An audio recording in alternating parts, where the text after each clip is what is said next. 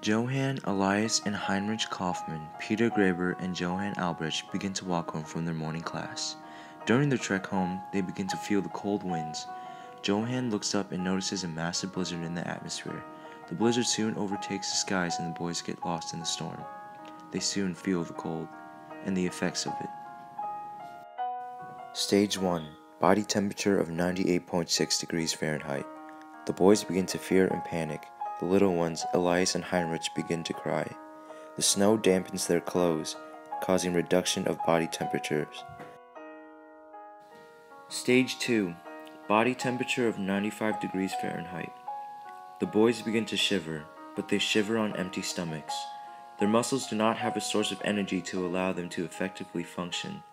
The younger boys begin to succumb to the cold. The boys enter a state of mild hypothermia.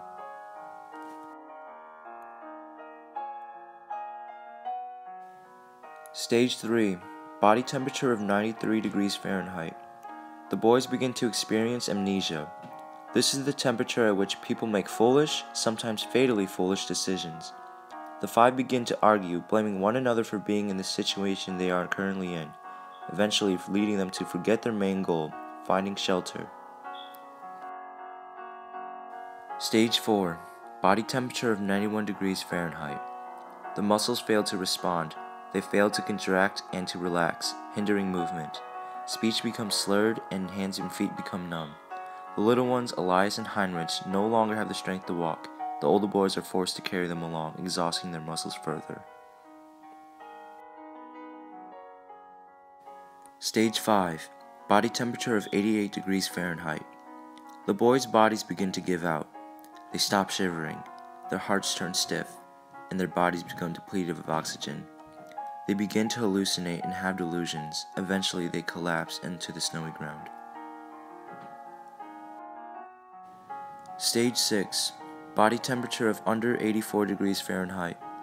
Their delusions soon fade, their hallucinations disappear, and all they want to do at this point is sleep. Their heart starts contracting and the brain falls dark.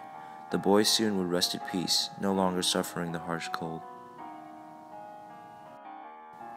If the boys were to be found, they would have survived the storm.